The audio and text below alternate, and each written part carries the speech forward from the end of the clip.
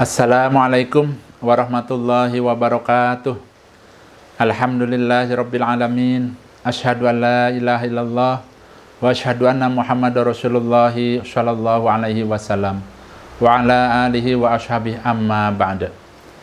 Bapak Ibu calon-calon haji yang dirahmati Allah, kali ini saya akan menjelaskan tentang asal-usul gelar haji, terutama asal-usul gelar haji yang ada di Indonesia.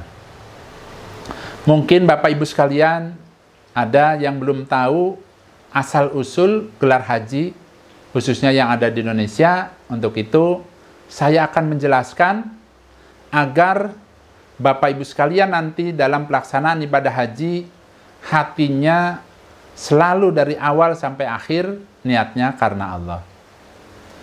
Terkait masalah gelar haji, Bapak Ibu sekalian, menurut para ahli sejarah dimulai sekitar abad 18. Pada saat itu, di Minangkabau terkenal dengan yang namanya Perang Padri yang dipimpin oleh Tuanku Imam Bonjol. Nah, itu terjadi pada tahun 1803 sampai tahun 1838. Menurut para ahli sejarah, perang tersebut dimulai dengan adanya 3 orang yang telah melaksanakan ibadah haji dan sepulang dari haji bersama Tuanku Imam Bonjol memberontak terhadap pemerintah VOC, pemerintah Belanda. Kemudian diterangkan lagi oleh para ahli sejarah yang namanya Perang Diponegoro yang terjadi pada tahun 1825 sampai tahun 1830. Itu dipimpin oleh Pangeran Diponegoro. Itu pun setelah beliau melaksanakan ibadah haji. Nah, dari situlah karena yang namanya pemberontakan ini terjadi karena ada beberapa orang yang telah melaksanakan ibadah haji. Akhirnya pemerintah Belanda melakukan beberapa pengawasan dan pengetatan. Akhirnya pada abad 19, tepatnya tahun 1916, pemerintah Belanda mengeluarkan ordonansi, yaitu suatu peraturan di mana orang-orang yang telah melaksanakan ibadah haji sepulang haji harus memiliki gelar, harus diberi gelar haji. Untuk apa? Yaitu sebagai pengawasan bila mana orang-orang yang telah melaksanakan ibadah haji itu memberontak, maka pemerintah VOC Belanda dengan mudahnya mengadakan penangkapan. Jadi itu asal usul dari gelar haji yang ada di Indonesia. Kemudian pada abad 19 sampai sekarang, karena sudah menjadi tradisi, terus mengular sampai akhirnya ke negara lain, yaitu di Malaysia juga ada yang namanya gelar haji. Kemudian ada juga gelar haji itu ada di negara Brunei Darussalam, bahkan sampai ke Thailand, khususnya di Thailand bagian selatan yang penduduknya banyak Muslim. Nah, itu menurut para ahli sejarah asal-usul gelar haji. Nah, dari yang diterangkan tadi, Bapak Ibu sekalian, berarti yang namanya gelar haji itu bukan merupakan tuntunan agama kita. Itu merupakan produk bangsa Belanda.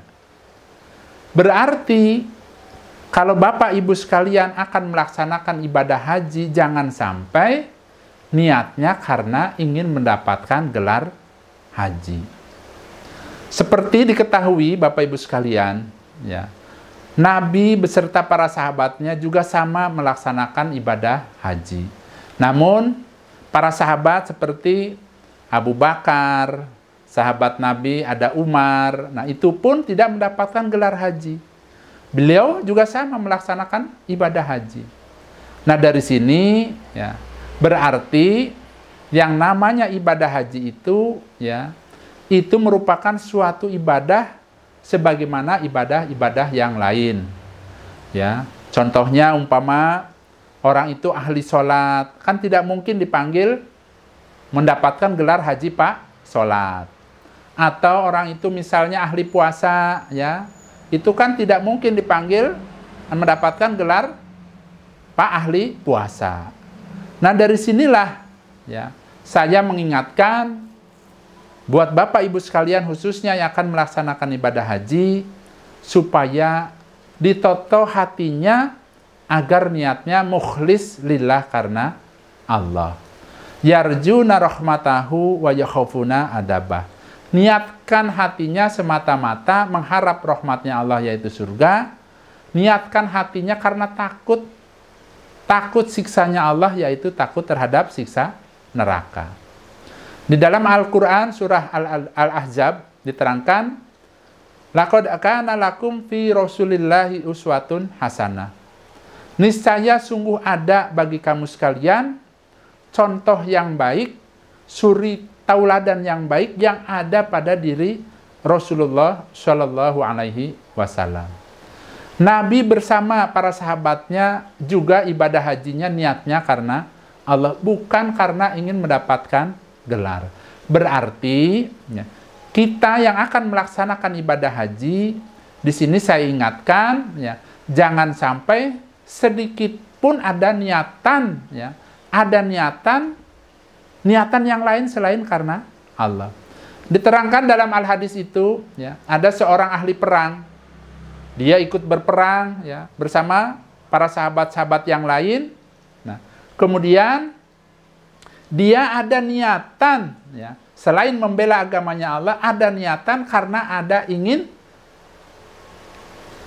dikatakan bahwa dia ahli perang, ingin dikatakan dia hebat.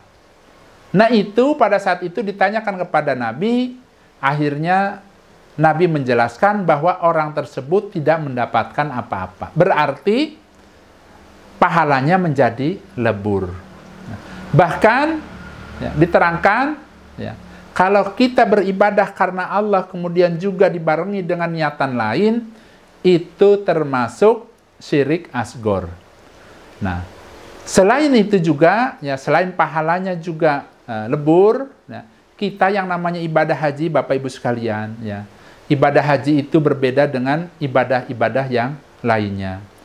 Ibadah haji itu, ya, memiliki suatu perjuangan yang khusus. Bukan hanya diri kita, bahkan harta kita juga harus kita keluarkan. Bahkan saudara, tetangga juga ikut berpartisipasi di dalam pelaksanaan ibadah haji. Jadi yang namanya ibadah haji itu memang betul, ya, sebagai orang-orang pilihan, hanya orang-orang yang dipanggil.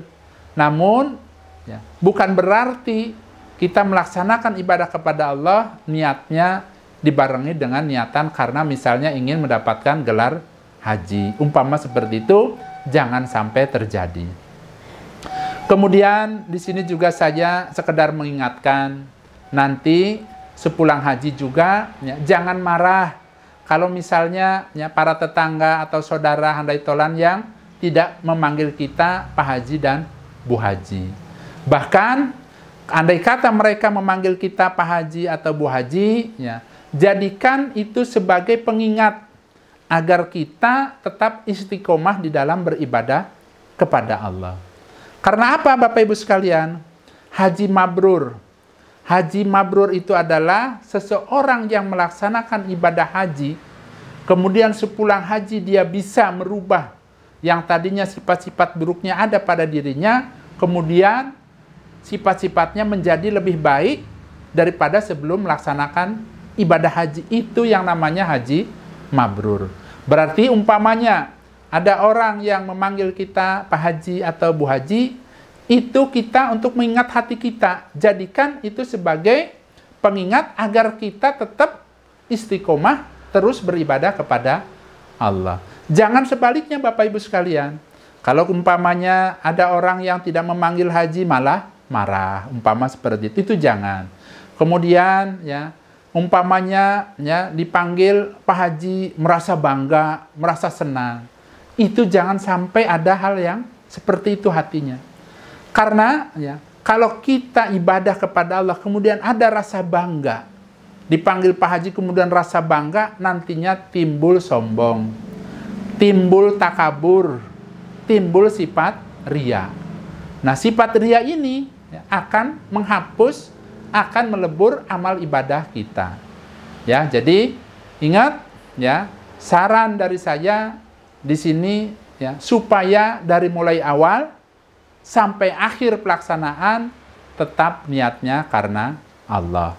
Dan bagi Bapak Ibu sekalian yang nanti sepulang dari haji, supaya istiqomah dalam beribadah kepada Allah, jangan sampai kendor. Ingat, kita sudah melaksanakan ibadah haji, kita sudah sempurna ibadahnya, kita sudah bisa melaksanakan ya, segala perintah dari Allah. Nah, saya rasa itu saja Bapak Ibu sekalian.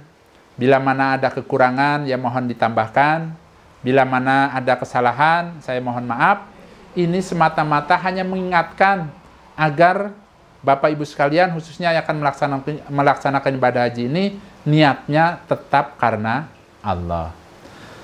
Saya rasa itu saja. Saya mohon pamit. Mudah-mudahan video ini bermanfaat buat saya dan keluarga. Mudah-mudahan juga bermanfaat buat Bapak Ibu sekalian. Wassalamualaikum warahmatullahi wabarakatuh.